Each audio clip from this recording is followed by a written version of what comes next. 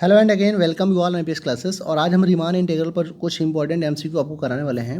लेकिन इन एमसीक्यू को करने के पहले हम आपको थ्योरी थोड़ी सी बताएंगे, और थ्योरी करने के बाद जो है आप यहाँ पे देख सकते हैं कई सारे एमसीक्यू हैं। थ्योरी करने के बाद आप इन क्वेश्चंस को करने में काफ़ी कन्वीनियंट फील करेंगे। तो चलिए स्टार्ट करते हैं रीमान इंटीग्रेशन को।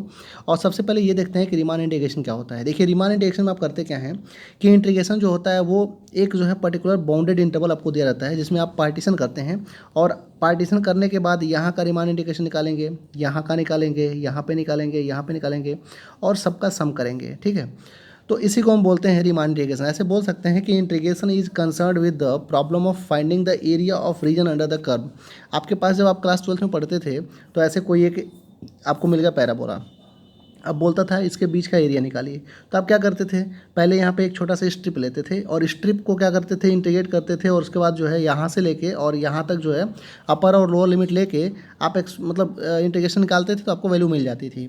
तो यहाँ पे वही बात कर रहा है कि रीमान इंटीग्रेशन में क्या करते हैं, we shall dealing with the closed finite intervals A B so that B minus A belongs to R and X belongs to कुल इंटरवल ए बी। ठीक है, तो रीमान इंटीग्रेशन में टोटल आपको यही करना है। फिलहाल अभी हम बहुत डीप में आपको नहीं बताने वाले हैं।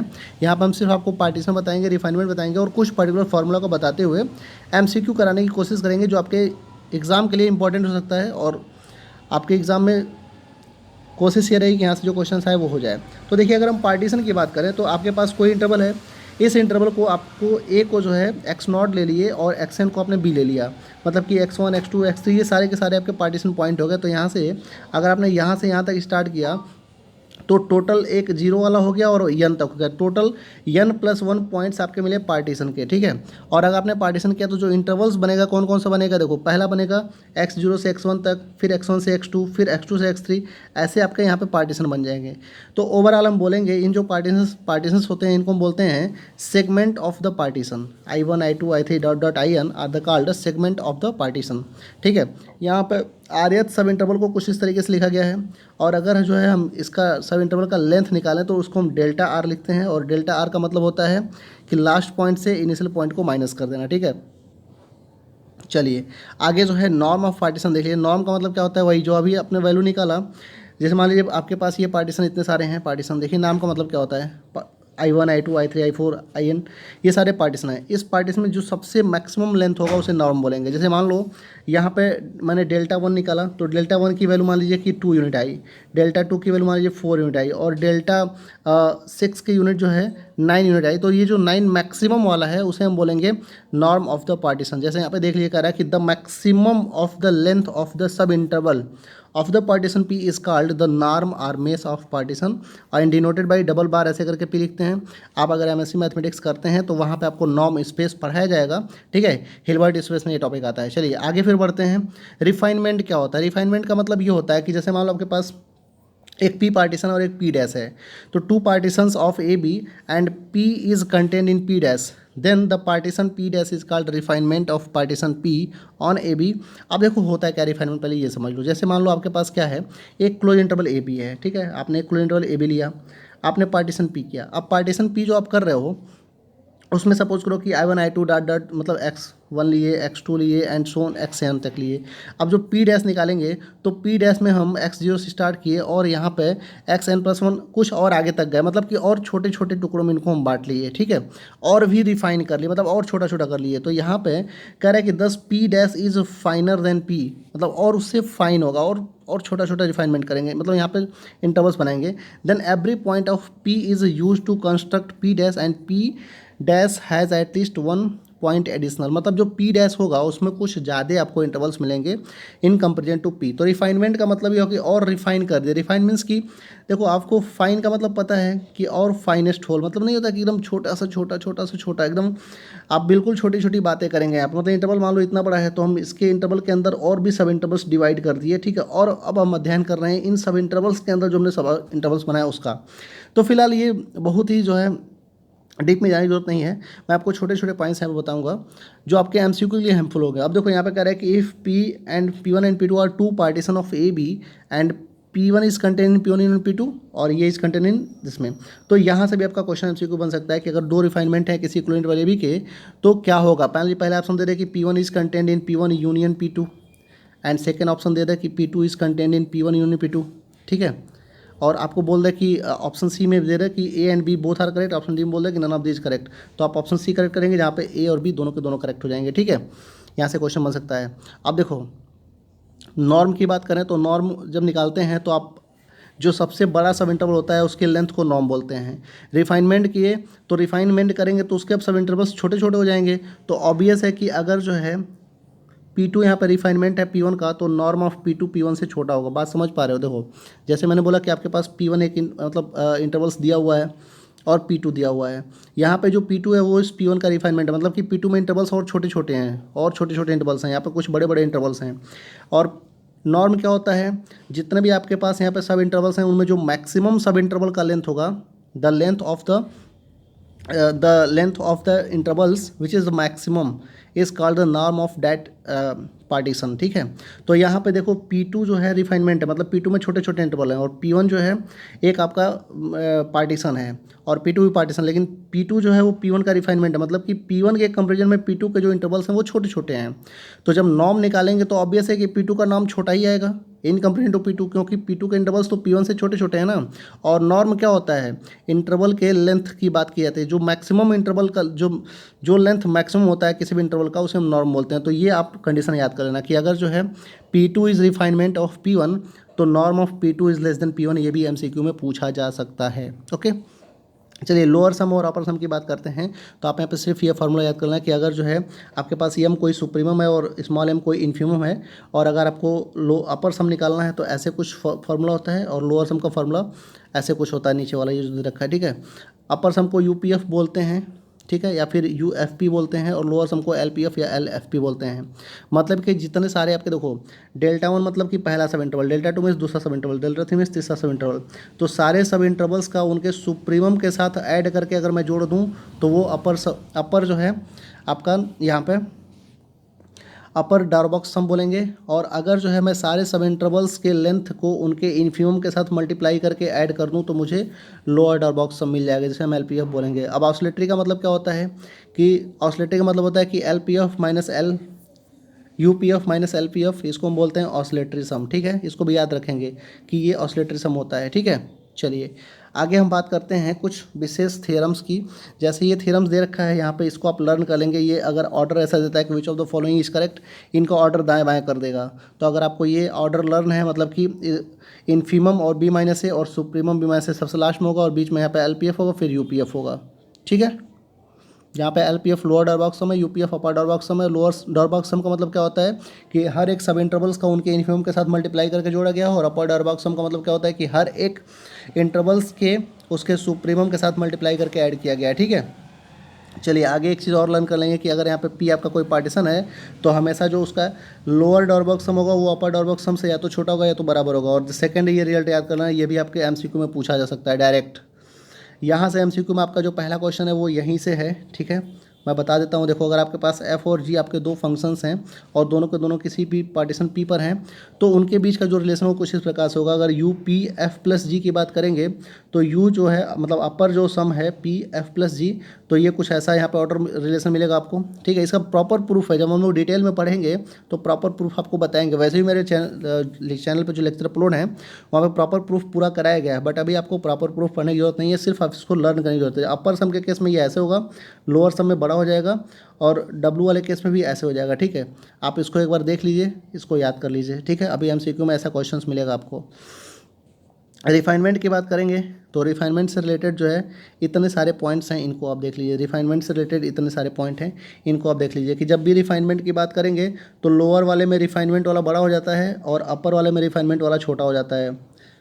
इन पॉइंट्स को एक बार लिख के लर्न कर लो, MCQ में दिया जा सकता है which of the following is correct. ठीक है, ऑर्डर रिलेशन चेंज करके दिया सकते हैं। ये सारे के सारे रिजल्ट्स काफ़ी इंपॉर्टेंट हैं। चलो आगे बढ़ते हैं, ये फिगर से समझाया गया है। अब देखो अपर और लोअर रीमान इंटीग्रल जो होता है उनके बीच का जो रिलेशन होता है वो कुछ इस प्रकार से होता है, अभी मैंने हम डिस्कस किए थे, और ये भी लर्न कर लीजिए आप लोग। ये सारे पॉइंट्स को आप जो है एक बार वीडियो को पॉज करके अच्छे से देख लो, पूछा जा सकता है यहाँ से। अब देखो अगर यहाँ पे नीचे A बार ऐसे लिखा हो तो हम बोलते हैं लोअर रीमान इंटीग्रल, और अपर इसको ऊपर को अपर रीमान इंटीग्रल बोलते हैं। और किसी भी फंक्शन का अगर किसी बाउंडेड इंटरवल ए बी पर हम इंटीग्रेशन देखें तो इंटीग्रेशन तभी एग्जिस्ट करता है इफ़ एंड ओनली इफ़ जब lower Riemann integral is equal to upper Riemann integral होता है। यहाँ से भी एक क्वेश्चन आपका एमसीक्यू में है, ठीक है, कि a bounded function F is said to be Riemann integral on A B if its lower and upper Riemann integral equal and exist. देख लो भाई, इक्वल भी है, एग्जिस्ट भी कर रहा है, और इसको हम ऐसे लिखते हैं, ठीक है। चलिए अब जरा हम एमसीक्यू क्वेश्चन पे आते हैं और देखते हैं कौन कौन से एमसीक्यू आपको हम कराने वाले हैं।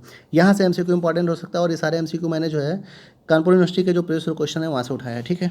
चलिए आगे बढ़ते हैं, और यहाँ पे दे रहा है कि if f1 and f2 are two functions real valued function bounded function defined and कोलिनिट B then for every partition P है। देखो मैंने बोला था कि जब भी अपर का केस होगा तो ये छोटा होगा और लोअर वाले केस में बड़ा होगा, तो ये आपका रिजल्ट है।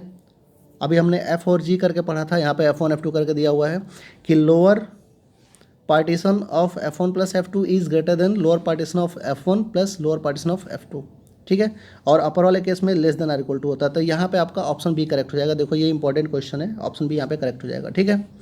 चलिए सेकेंड क्वेश्चन पे आते हैं, इसको लर्न कर लेना, ठीक है, कि a bounded function is R integrable in A B if the set of its points of discontinuities finite number of discontinuity होते हैं, तो हम बोलते हैं कि रीमान इंटीग्रल है, ठीक है, ऑन कोलिनिट ए बी पर। चलिए आगे बढ़ते हैं, और यहाँ पे एक क्वेश्चन दे रखा है कि आपको जो देखो मैंने बताया था कि f is a real valued function bounded function defined and कोलिनिट A B and small m is infimum and capital M is supremum, मतलब वही GLB एंड LUB की बात की जा रही है। तो यहाँ पे क्या इसमें रिलेशन करेक्ट होगा, तो देखिए हमने बताया था आपको कि small m b minus A is less than or equal to LPF, ठीक है, is less than or equal to UPF, ठीक है, हमने बताया था आपको अभी कुछ देर पहले, is less than or equal to capital M और B माइनस ए। तो अब यहाँ से देखिए M B minus A is less than or equal to capital M B minus A, मिल रहा है कि नहीं, मतलब ये इससे छोटा है, ये इससे छोटा है और ये इससे छोटा है, तो ये वाला जो है इससे छोटा होगा कि नहीं होगा, तो वही वहाँ पे यहाँ पे क्या आपको मिल जाएगा कि small m b minus A is less than equal to capital M b minus A, ठीक है, ये भी आप देख लीजिएगा, करेक्ट ऑप्शन यहाँ पे आपका सी होने वाला है। क्वेश्चन 4 की बात करेंगे, हमने बताया था कि आपको जब भी लोअर सम में रिफाइनमेंट मिलेगा तो लोअर सम में रिफाइनमेंट बड़ा हो जाता है और अपर सम में रिफाइनमेंट छोटा हो जाता है, तो ये जो है आपका यहाँ पे ऑप्शन बी करेक्ट होने वाला है। मैंने आपकी रिफाइनमेंट में 3 आपको पॉइंट्स बताए थे, तीनों पॉइंट नोट कर लेंगे, लर्न कर लेंगे, यहाँ पे आपका ऑप्शन सी बी करेक्ट है, ठीक है। चलिए आगे हम बात करते हैं क्वेश्चन 5 में। हमने आपको बताया था कि किसी भी फंक्शन को रीमान इंटीग्रल तब बोलते हैं जब उसका लोअर रीमान इंटीग्रल, ठीक है, a to B F X D X is equal to क्या हो जाए upper Riemann integral a to B F X D X, ठीक है, एग्जिस्ट करे और इक्वल हो तो बोलते हैं कि रीमान इंटीग्रल एग्जिस्ट कर रहा है। तो यहाँ पे आपका ऑप्शन सी देखिए क्या कर रहा है कि function F is Riemann integral on A B if and only if, पहला कह रहा है ओनली लोअर सम एग्जिस्ट, मतलब लोअर इंटीग्रल एग्जिस्ट, दूसरा अपर इंटीग्रल एग्जिस्ट नहीं। सी ऑप्शन जो है आपका करेक्ट होगा कि lower and upper both are exist and equal to each other then Riemann integrable exist, ठीक है। चलिए आगे क्वेश्चन नंबर 6 देखते हैं। अब देखो ये जो फंक्शन दे रखा है आपको यहाँ पे सॉल्व करवा रहा है। देखो LPF की बात जब भी करेंगे तो स्मॉल m और लेंथ होता है, आपको मैंने बताया था कि LPF क्या होता है, जो लोअर डॉरबॉग सम होता है वो इंटरवल्स के लेंथ का, ठीक है, और उनके इन्फीमम का मल्टीप्लाई करके ऐड करते हैं। तो यहाँ पे देखो पहला पार्टीशन, दूसरा पार्टीशन, तीसरा पार्टीशन, 0 1 1 2 2 3, 3 पार्टीशन है। तो इनका जो लेंथ होगा, देखो लेंथ तो सबका 1 1 ही है, ठीक है, 0 से 1 पे गए 1 यूनिट, 2 से 1 पे गए 3, मतलब 1 से 2 पे गए 1 यूनिट और 2 से 3 पे गए 1 यूनिट, तो 1 यूनिट 1 यूनिट 1 यूनिट। अब जो है क्या है, इनका सुप्रीमम इन्फीमम चेक करेंगे तो देखो जब 0 से 1 पे हम गए तो इनका इन्फीमम 0 है, 1 से 2 पे गए तो इनका इन्फीमम 1 है, और 2 से 3 पे गए तो इन्फीमम क्या है 2 है। तो हमने पहले 0 का मल्टीप्लाई किया, फिर 1 का मल्टीप्लाई किया, फिर 2 का मल्टीप्लाई किया, ठीक है। तो यहाँ पे आपको जो सम करने के बाद मिलेगा वो 3 मिलेगा। देखो यहाँ पे 0 से 1 पहला आपका पार्टीशन होगा, फिर 1 से 2 दूसरा होगा, और फिर 2 से 3 तीसरा होगा। अगर इंटरवल की लेंथ देखें तो यहाँ भी इंटरवल की लेंथ 1 यूनिट है, यहाँ भी 1 यूनिट, यहाँ भी 1 यूनिट, तो हमने 1 1 1 कर दिया, मतलब डेल्टा 1 की वैल्यू 1, डेल्टा 2 की वैल्यू 1, डेल्टा 3 की वैल्यू 1। अब जो है हमको m चाहिए, मतलब इन्फीमम चाहिए, तो पहले वाले केस में इन्फीमम 0 है, दूसरे वाले केस में इन्फीमम 1 है, तीसरे वाले केस में इन्फीमम 2 है। तो यहाँ पे 0 का मल्टीप्लाई, यहाँ पे 1 का मल्टीप्लाई, यहाँ पे 2 का मल्टीप्लाई, तो ओवरऑल यहाँ पे इसको जब सॉल्व करेंगे तो आपको यहाँ पे 3 मिलेगा, और यहाँ पे करेक्ट आंसर भी 3 है, ठीक है। ये सब के सब कानपुर यूनिवर्सिटी के प्रीवियस क्वेश्चन से मैंने क्वेश्चन उठा रखे हैं, तो इंपॉर्टेंट यहाँ से हो सकता है क्वेश्चन, ठीक है। रिफाइनमेंट मैंने बताया था कि एलपीएफ के बाद जब भी करेंगे तो रिफाइनमेंट यहाँ पे जो होता है वो बड़ा हो जाता है, अगर Q is a refinement of P तो ये बड़ा हो जाता है, ठीक है। क्वेश्चन नंबर 9 में देखो ये भी एक इंपॉर्टेंट रिजल्ट है कि अपर डॉर बॉक्स सम माइनस लोअर डॉर बॉक्स सम का जो डिफरेंस होना चाहिए वो लेस देन एप्सिलॉन होना चाहिए, तभी हम फंक्शन को आर इंटीग्रल बोलेंगे। लेस देन एप्सिलॉन का मतलब क्या है कि यहाँ पे upper Riemann integral is equal to lower Riemann integral हो जाएगा, ठीक है। इसको लर्न कर लीजिएगा क्वेश्चन नंबर 8 को। क्वेश्चन नंबर 9 जरा एक बार देख लेते हैं। देखो इंपॉर्टेंट क्वेश्चन है, अच्छा क्वेश्चन है। आपको हमने बताया था कि अगर मान लो कोई यहाँ से ए से बी गया और एफ ऑफ एक्स है, और प्लस यहाँ से बी से सी गया और यहाँ पे भी एफ ऑफ एक्स है, डी एक्स भी है साथ में, देख लेना यहाँ पे डी एक्स भी है, यहाँ पे डी एक्स है। तो इसको हम कैसे लिख सकते हैं, अगर रीमान इंटीग्रेबल है तो यहाँ से ए से, देखो ए से बी गया, बी से सी गया, तो हम डायरेक्ट ए से सी चले जाएंगे और यहाँ पे F of x D x कर लेंगे, तो ये करेक्ट आंसर हो जाएगा, ठीक है। और यहाँ पे ये करेक्ट जो आंसर है आपका सी में दिख रहा है कि ए से सी तक गया है और F one x D x Riemann integral है, ठीक है। इसको हम बोलते हैं कि मान लो यहाँ से हम ए से बी तक जाना है, मतलब यहाँ ए ले लिए, यहाँ बी ले लिए, यहाँ सी ले लिए, तो ए से बी कर लिए, बी से सी कर लिए और दोनों का सम कर दिए तो ए से सी तक पहुँच गए। तो यहाँ पे आपका जो आंसर है वो आंसर सी हो जाएगा, ठीक है। अच्छा, मैं पीडीएफ को जो है डिस्क्रिप्शन बॉक्स के लिंक में डाल दूंगा, आप वहाँ से देख लीजिएगा। चलिए फिर आई होप कि आपका सारे एग्ज़ाम का भी तैयारी हो चुका है और all the best for your examination. Thank you to watching this particular session and once again all the best everyone, please take care.